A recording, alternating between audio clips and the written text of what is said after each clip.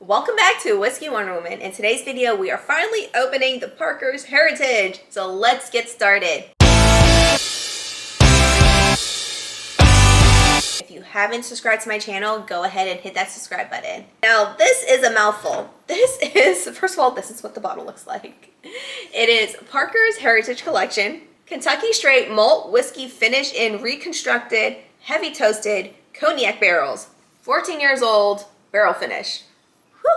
As the third barrel finish release of the series, this edition continues to pave the way for innovation at Heaven Hill Distillery. First, our master distiller hand-selected barrels of 14-year-old malt whiskey. Then barrels that previously held cognac were reconstructed to include a handful of new heavy toast staves. The malt whiskey was then rebarreled in the reconstructed barrels and aged for almost 4 months. The result transforms the earthy herbal character of the malt into a complex, almost port-like whiskey with notes of molasses, dark chocolate, oh my god, and dried summer fruit. All right, we got a little story on Parker Beam. In 1960, Parker Beam began working at Heaven Hill Distillery alongside his father, Earl Beam. He took over as sixth-generation master distiller in 1975 and won several awards throughout his more than 50 years of distilling, including the first ever Parker Beam Lifetime Achievement Award, which recognizes those who have made significant contributions to the bourbon industry.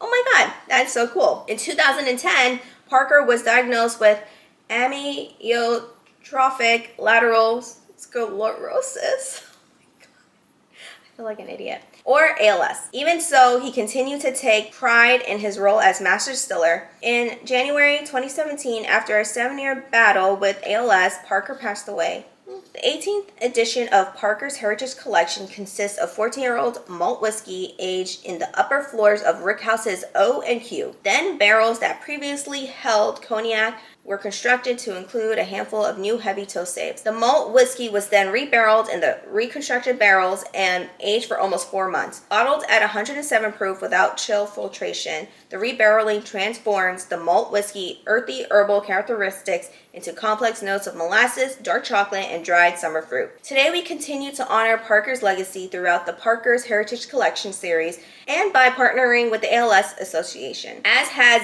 been the case with the past 11 releases, a portion of the proceeds from each bottle sold of this edition will support the ALS research and patient care. That's amazing. Maybe all bottles that we buy should be that way. Just saying. I paid $170 for this bottle at the Virginia ABC. I don't really know Parker's Heritage. I actually do think I have a Parker's Heritage bottle somewhere and I never opened it. But I saw this bottle and just on the color alone, I was like, this is pretty. I'm grabbing it. I have no idea how much they go for at secondary. So if anyone knows, please comment. So educate me. Let's open this baby. 14 years old. I feel like any whiskey that's over 12 years old, it gets expensive. It goes over $150. You know what? Hold on. I'm so curious to know which Parkers I have. I'd have to know. Okay, guys, I'm back, and it's the Parker's Heritage Parker's Wheat Whiskey at 11 years old, 122 proof. Wow, this is actually pretty good. I should open this. Wow. Okay, that is the other Parkers that I have. But we're going to open this one because this is the latest release. And maybe I'll just do this in another video. Oh my god, look how red it looks. Oh my god. Ah! Ooh, guys, that looks really thick. Okay.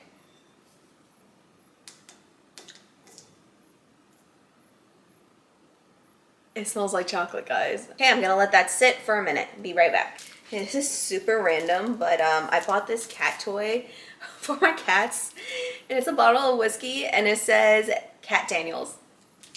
I think that's so cute. All right, going in for the aroma. I already know it smells like chocolate. Wow, that is like a blast of fruity berries. It smells really thick and creamy, and that's definitely coming from the malt barley. It is super floral. It's really fragrant.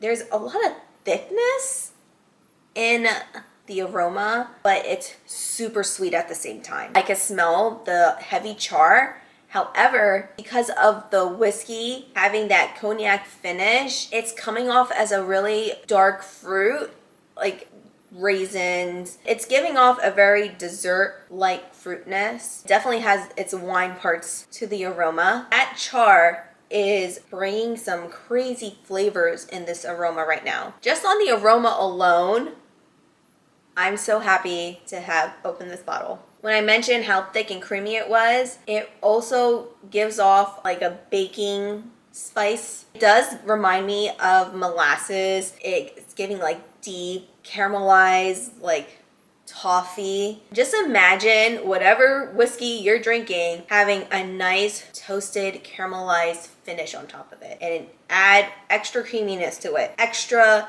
sweetness to it. Not sweet where it's unpleasant. It's just imagine taking a pie out the oven, and that is the aroma that you're getting. Wow. Oh, I got the chocolate in the end. I love that chocolate. And it's not like milk chocolate that sometimes we see in bourbons. This is like a deep, dark chocolate dipped strawberries. Honestly, it's giving like Valentine's Day. It reminds me of chocolate dipped fruits. Also with the char, I do think that I'm getting some woody flavors. I believe it's leather. Cheers.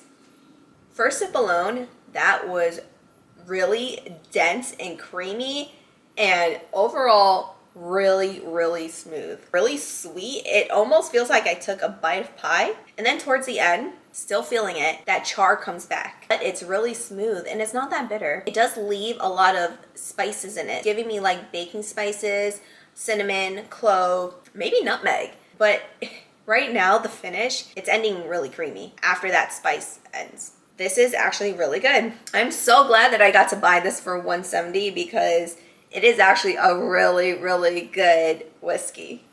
Wow, a lot of dense flavors. Like imagine whatever whiskey you're drinking and whatever those flavor notes are, times it by 5. It's just all condensed in this one little glass. I definitely get that cognac finish. It's definitely helping to balance out that heavy char, but together it marries so well. I actually think this bottle is probably a 10 out of 10 for me. I really enjoy it. I might have to sip it slowly because I might finish it on my own over time, but wow, this is a really good Parker's bottle. Even right now, after all said and done, I still have taste of berries in my mouth. It honestly feels like I took bites of fruits covered in chocolate. Okay, this is the tasting notes on the Heaven Hill site. Color, polished teak. I mean, this color is so dark. Like, look at that. That is beautiful. It's almost the same color as this wood right here. Nose, oranges and summer fruit at first, then black herbal tea. I did get some earthiness, so yeah, I could agree with that. Dark chocolate and caramel, 1000%. Molasses, dark chocolate, like super sweet. First it was like berries and fruitiness, and then boom, you get those nice like darker flavors. Taste rich and velvety. Yes, that is the word. It was velvety. It just flowed so nicely, like fine port. Molasses and bittersweet chocolate, followed by cloves and nutmeg. I said nutmeg! Oh. Finish, the molasses and chocolate notes fade to a dried figs. Yes, dried figs. Yes, covered in chocolate. And apricots with peppery tingle right at the end. Yeah, peppery tingle. I mean, I didn't really say it was peppery. I said it was like gingery because I was trying to give it like a more sweeter note. But I do agree that there is a little bit of like spiciness more than the baking spices. It's a nutmeg. I'm still gonna leave it at ginger, but I agree with the peppery tingle at the end. I will say after that peppery tingle, it goes back into sweetness and it just feels like I ate fruits. Overall, I think this bottle was really well done. I don't think I will find another bottle like this. That's how unique I feel this bottle is. It honestly just reminds me of chocolate covered fruits. I would like to enjoy this on the holidays. I like to enjoy this especially like my birthday or Valentine's Day. It's just giving a nice dessert-like feel. Like if I wanted to treat myself, this is the bottle that I would pick. And at $170 at 14 years old, I think I scored. If you see this bottle for under $200, go ahead and buy it. You're not gonna regret it. It's really good. And if you do have it, let me know in the comments what you think. This is my first Parker's bottle that I've ever tried. And now that I remember that I have this one, this will be my second. So if you like the review, please give it a thumbs up, and I'll see you in the next whiskey video. Bye.